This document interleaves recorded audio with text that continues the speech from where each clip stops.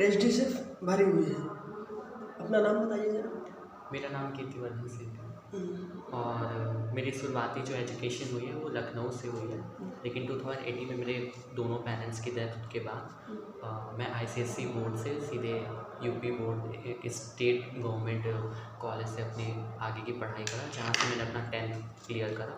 उसके बाद मेरी कुछ अच्छे लक के कारण मेरा एडमिशन वापस CBSE बोर्ड के एक अच्छे स्कूल में हुआ लखनऊ में, और अभी वहाँ से मैं अपने 11th क्लास की आगे की स्टडीज़ को कंटिन्यू कर रहा हूँ। वहाँ तक पहुँचने में कौन कौन से उतार चढ़ाव आए हैं? उतार चढ़ाव तो काफ़ी देखे। सबसे पहले जब 2018 में मेरे पेरेंट्स की डेथ हुई तो उसके बाद मैं अपनी मौसी के यहाँ चला गया था, उस समय मैं क्लास 7th में था। तो वैसे मौसी लोगों को लगा कि शायद कुछ दिन के लिए हो सकता है यहाँ रहे, तो मैं वहाँ पे चला गया। लेकिन कुछ ऐसी प्रॉब्लम्स हुई, ऐसी चीज़ें क्रिएट हुई कि उसी बीच में मेरी मदर की डेथ हुई थी और फिर उसके बाद मेरे फादर की डेथ हो गई। जिसके बाद मेरी फैमिली में कोई नहीं बचा, ना मेरा कोई ब्रदर था ना कोई सिस्टर। जो मौसी ले गए थे उस टाइम कुछ मनी हेल्प हुई थी? मनी हेल्प अगर बात करें फाइनेंशियल हेल्प की, तो जो मेरे फादर या मदर का बैंक बैलेंस था तो उसी से, और बाकी उसके बाद मैंने ट्यूशन भी पढ़ाना स्टार्ट करा, जहाँ पे मैं, क्योंकि वो थोड़ा सा गांव जैसा एरिया था, वहाँ पे ब्लॉक होते थे, तो वहाँ सरकारी डॉक्टर होते थे, तो उनके छोटे छोटे बच्चे होते थे, तो उन्हीं को मैं ट्यूशन पढ़ाता था क्लास 9 तक। उसके घर जा जाके? हाँ जी, घर जा जाके। फिर कोविड टाइम आ गया, जिसके कारण ये चीज़ भी थोड़ा सा टफ हो गई कि आना जाना, क्योंकि थोड़ा सा दूर था तो अलाउ भी नहीं था वहाँ पे, जिसके कारण फिर मैंने वहीं हॉस्पिटल में रहना स्टार्ट कर दिया और हॉस्पिटल वर्क भी देखता था साथ में और पढ़ाता भी था। लेकिन सुबह से शाम तक? हाँ जी, तो दिन में हॉस्पिटल, क्योंकि 9 to 5 रहता था हॉस्पिटल, फिर 5 to 8 या 5 to 9 ट्यूशन वगैरह, फिर उसके बाद अपनी पढ़ाई। फिर क्लास 10th में मेरे मौसी ने मुझे कुछ कारणों से मामा के यहाँ शिफ्ट कर दिया, लेकिन मेरे मामी मामा ने इसी शर्त पे मुझे रखा था कि क्लास 10th का जैसे तुम एग्ज़ाम दे लोगे फिर उसके बाद तुम्हें यहाँ से जाना पड़ेगा। तो मुझे लगा कि चलो ठीक है, कम से कम क्लास 10 तो करें, तब तक देखते हैं। तो नहीं, मामा के अपनी तरफ से गए थे, मामा लेवा लेके गए थे? नहीं, मौसी ने भेजा था। तो वैसे वो शुरू में नहीं तैयार थे रखने को, लेकिन फिर कुछ शर्त वगैरह ऐसे रखकर उन्होंने रख लिया। तो वहाँ पे भी मैंने ट्यूशन पढ़ाना स्टार्ट करा, क्योंकि वो भी काफ़ी गांव का एरिया था, तो लोगों में भी खुशी थी कि आसपास के कि एक इंग्लिश मीडियम का स्टूडेंट है तो अच्छे से पढ़ा सकता है। तो वहाँ पे मैंने पढ़ाना स्टार्ट किया, उसके साथ अपनी पढ़ाई करी। फिर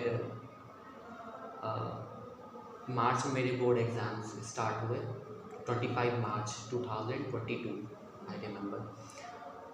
तो उससे 2 दिन पहले यानी करीब 22 मार्च को मैं डेंगू पॉजिटिव हो गया था और मेरी कंडीशन भी काफ़ी ज़्यादा सीरियस थी, जिसके बाद मैं वहीं के एक सरकारी हॉस्पिटल में एडमिटेड था। तो उस टाइम पे भी मेरे मामी मामा ने हाथ उठा लिया था। तो वहाँ के एक डॉक्टर थे जिन्होंने उस टाइम पे मुझे सपोर्ट किया और मेरे बोर्ड एग्ज़ामिनेशंस कंप्लीट करवाए। फिर उसके बाद मैं मामी मामा के यहाँ घर वापस आ गया, तो उन्होंने कहा कि अब तुम चले जाओ यहाँ से, क्योंकि तुम्हारा एग्ज़ाम तुमने दे लिया। तो मैंने हाथ पैर जोड़कर उनसे रिक्वेस्ट करी कि एक बार मेरे मार्कशीट आ जाने दीजिए, ताकि उसके बाद मुझे कोई जॉब भी दे सके। तो काफ़ी कहने के बाद उन्होंने कहा ठीक है चलो, 1 महीने बाद तुम्हारी मार्कशीट आ जाएगी, रिज़ल्ट आ जाएगा, फिर उसके बाद चल जाना पड़ेगा। तो 18 मई 2022 को मेरा 10th बोर्ड का एग्ज़ामिनेशन रिज़ल्ट आया, जिसमें मैंने 8.5 से GPA मेंटेन करे थे, क्योंकि किसी को उम्मीद भी नहीं थी कि मैं पास हो पाऊँगा, क्योंकि ना मैं पढ़ा था, ना मुझे पढ़ने के लिए एक भी किताब मिली पूरे 9th-10th में, ना ही मैं स्कूल जा पाया कोविड के कारण, ना ही मेरे पास कोई फ़ोन था, ना ही ट्यूशन था। तो बस पता नहीं कैसे मैं पढ़ा, कैसे क्या हुआ, गाइड वगैरह से उल्टा सीधा, उसी के बेस पे मैंने 8.5 से GPA मेंटेन करा, जो कि गांव में भी सबसे ज़्यादा था। उस साल कई सारे लोगों ने 10th और 12th के बोर्ड एग्ज़ाम दिए और कॉलेज में भी मैंने टॉप किया था 10th में। तो गांव वालों का प्रेशर बना मेरे मामी मामा पे कि पढ़ने में इतना अच्छा बच्चा है और ऐसी कोई हरकत भी नहीं है, तो आपको इसे आगे बढ़ाना चाहिए और आप लोगों का भी नाम रोशन करेगा। तो उन पर एक बहुत ज़्यादा प्रेशर बढ़ने लगा। तो उस प्रेशर के चलते उन्होंने मुझे कुछ दिन रखा, लेकिन 1-2 महीने बाद फिर उन्होंने मुझे वहाँ से भगा दिया। तो उस टाइम पे मुझे नहीं समझ आया कि अब मैं कहाँ जाऊँ या क्या करूँ। एक सेल्फ रेस्पेक्ट भी अंदर क्या था बोले उनको, सब कुछ वर्ड है, क्या बोले? कि तुम मतलब अपने मम्मी पापा को भी खा गए, अपना घर परिवार खा गए, और तुम जहाँ पे रहोगे वहाँ सब कुछ ख़त्म कर दोगे। तुम्हारे साथ मतलब कुछ ऐसे ग्रह नक्षत्र हैं कि तुम जहाँ पे रहोगे वहाँ सब लोग ख़त्म हो जाएंगे। ये कह के उन्होंने मुझे निकाल दिया। तो फिर उसके बाद मैंने कुछ लोगों से पैसे मांगे, मतलब एक तरीके से कह सकते कि भीख की तरह, ताकि मैं लखनऊ आ सकूँ और यहाँ पे कोई जॉब पा सकूँ। फिर मैंने ट्रेन ली कोलमनारगंज गोंडा से और लखनऊ आया। यहाँ पे आने के बाद यहाँ आ तो गया, लेकिन समझ नहीं आया कि अब आगे क्या करूँ। ना फ़ोन था ना कुछ था। तो मुझे याद है कि उस दिन मैं चारबाग स्टेशन ही पर रुका और अगले दिन सुबह से मैंने जॉब स्टार्ट कर दिया, फाइंड करना। दुकानों पे गया, शोरूम्स में गया, लेकिन कोई भी 16 साल के एक लड़के को जॉब देने के लिए तैयार नहीं था। फिर 4-5 दिन वहीं चारबाग स्टेशन पे रहने के बाद और जॉब ढूंढते ढूंढते मुझे एक जगह मार्केटिंग, सेल्स एंड मार्केटिंग में एक लोगों ने जॉब देने को रेडी हो गए। तो लेकिन नहीं, वो रास्ते मिल गए थे उसी? नहीं, मैं ऐसे ऑफिस जा रहा था तो वहाँ पे वो मुझे मिल गया। तो लेकिन उन्होंने कहा कि तुम अपने ज़िम्मेदारी खुद लेके जॉब करोगे। तो मैंने कहा ठीक है और मैं करूँगा। तो 1 हफ़्ते की उसमें ट्रेनिंग थी, जिसमें कोई ख़ास ऐसा हमें पैसा भी नहीं मिलता था।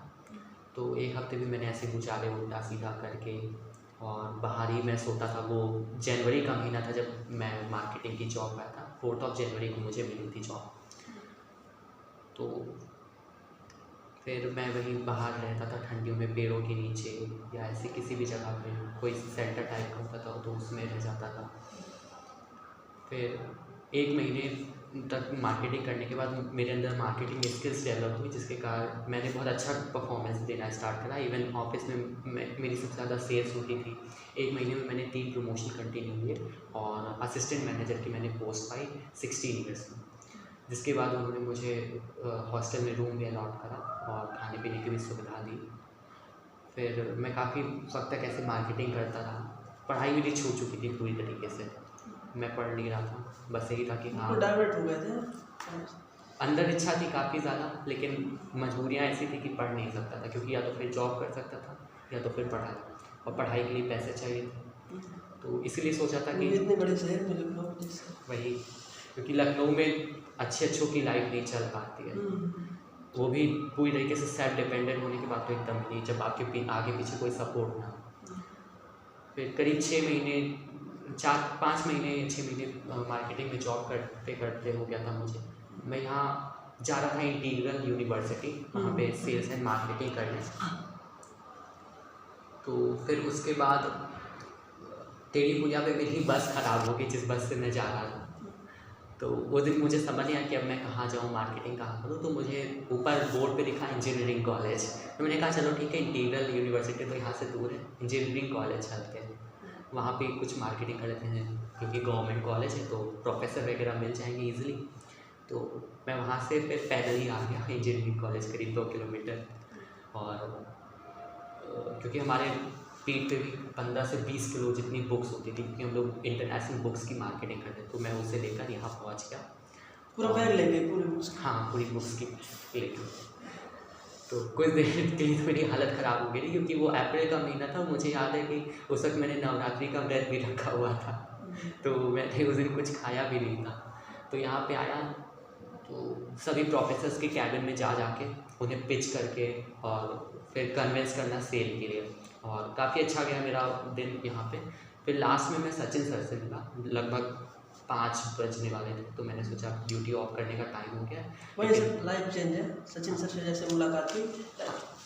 तो उनसे मिलने के बाद पहले थोड़ा सा हमारी कुछ अनबन हो गई, क्योंकि उन्हें लगा कि मैं एक मनबढ़ लड़का हूँ जो अपने पेरेंट्स के खिलाफ जाके जॉब कर रहा हूँ। तो उन्होंने कहा कि आप ग्रेजुएट भी नहीं हो और ऐसे जॉब कर रहे हो, ये तो अच्छी चीज़ नहीं है। और पेरेंट्स इतना सब मेहनत कर रहे हैं आपके लिए कि आप पढ़ो लिखो। लेकिन एक बात मानना पड़ेगा यहाँ पर सचिन सर बहुत बेहतरीन आदमी है। हाँ जी सर, एकदम। तो फिर मैंने उन्हें बाद में बताया कि नहीं, मेरे पेरेंट्स नहीं है, इस वजह से मैं ऐसा करूँ। तो उन्हें सुन के काफ़ी अच्छा भी लगा कि कोई ऐसा कर सकता है। तो उन्होंने फिर मेरे एजुकेशन के बारे में पूछा कि तुम कितना एक्चुअली में पढ़े हो और कैसा रहा तुम्हारा एजुकेशनल बैकग्राउंड। तो मैंने बताया कि मेरे फादर एक केमिकल इंजीनियर थे, मेरी मदर भी एक इवेंट मैनेजर थी, और शुरुआती जो मेरी एजुकेशन हुई थी वो ICSE बोर्ड CMS स्कूल से हुई थी, जो कि अभी वर्ल्ड रैंक 1 पे है CMS। वहाँ से मेरी एजुकेशन हुई। लेकिन फिर बाद में क्योंकि एक Hindi medium school government college में एडमिशन हुआ, वहाँ से मैंने अपनी पढ़ाई करी। तो जब वो जाने की 8.5 से GPA मैंने मेंटेन करा था, तो उन्हें बिलीव नहीं हुआ। तो मेरे पास उस वक्त मेरी मार्कशीट भी रखी, तो मैंने दिखाया, तो उन्होंने कहा ठीक है तुम क्लास 10 में 8.5 नहीं क्लास 10 में। क्लास 10 तो उन्होंने कहा कभी भी तुम्हें कोई भी ज़रूरत लगे, कोई भी हेल्प लगे तो तुम मुझे तुरंत बता देना। इवन तुम चाहो तो वहाँ से जॉब छोड़ के यहाँ मैं हॉस्टल का वार्डन हूँ, तो तुम वहाँ पे भी जॉब कर सकते हो, मेस वगैरह में, है ना। एक पार्ट टाइम जॉब करके तुम अपना पढ़ाई कंटिन्यू कर सकते हो आगे की। तो उस टाइम पे मैंने सोचा जाने देते हैं, ऐसे कोई कुछ भी कह दे तो हम ध्यान दे सकते हैं। फिर 4 दिन बाद, क्योंकि मैं ब्रेथ भी था और काफ़ी गर्मी हो रही थी, तो मार्केटिंग करते करते मुझे डिहाइड्रेशन हो गया, जिसके बाद मैं सिविल हॉस्पिटल में एडमिट था लखनऊ के हजरतगंज में। तो उस टाइम पे मुझे लगा कि शायद मुझे वहाँ चले जाना चाहिए। तो मैंने एक डॉक्टर का फ़ोन उनसे मांगा और सचिन सर को कॉल किया। तो मैंने कहा कि सर अभी मुझे डिहाइड्रेशन हो गया और अब मुझसे ये आगे हो नहीं पाएगी मार्केटिंग इतनी गर्मी में। तो उन्होंने कहा ठीक है तुम यहाँ आओ और जो मुझसे हो सकेगा वो मैं तुम्हें हेल्प करूँ। तो जब मैं यहाँ आया तो उन्होंने मुझे आर्यभट्ट हॉस्टल की मेस दिखाई। उन्होंने कहा कि तुम यहाँ पे पार्ट टाइम जॉब करो। तो शुरू में मैं 3 टाइम वर्क करता था यहाँ, सुबह ब्रेकफास्ट लंच और डिनर में। फिर 1-2 महीने वर्क करने के बाद उन्होंने मेरा एडमिशन भी कराया CBSE बोर्ड स्कूल से क्लास 11th में। फिर उसके बाद मैंने अपनी पढ़ाई स्टार्ट कर दी, जिसके बाद उन्होंने कहा कि अब तुम्हें सिर्फ एक टाइम जॉब करना है और तुम्हारा जो भी अदर खर्चा हो वो सब मैं देख लूँगा, लेकिन तुम प्रिपेयर करो। फिर उसी क्योंकि मार्केटिंग टाइम पे मैं काफ़ी जगह जाता था, तो एक बार मैं लखनऊ कैंट में गया था, तो वहाँ पे मुझे वहाँ के मानना पड़ेगा यार, तुम्हारी लाइफ में जो रोल है सचिन सर का बहुत बड़ा है। हाँ जी, बहुत बड़ा रोल है। और आज अगर मैं यहाँ पे हूँ और हंस पा रहा हूँ, मुस्कुरा पा रहा हूँ, तो सिर्फ उसकी वजह से। वरना शायद मैं भूल गया था कि शायद मैं एक स्टूडेंट की लाइफ कभी जी पाऊँ, कोई साथ में ले जा पाएगा हमको, है ना, एक अच्छी ज़िंदगी में जी पाएंगे।